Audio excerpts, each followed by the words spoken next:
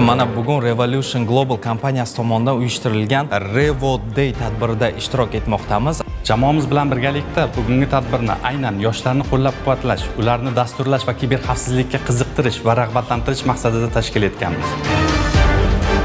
Revo Global kompaniyasi xodimlari hamda uning asoschilariga omad tilab qolaman. O'ylaymizki, bunday tadbirlar davomiy bo'ladi va yoshlarga juda ham katta foyda keltiradi.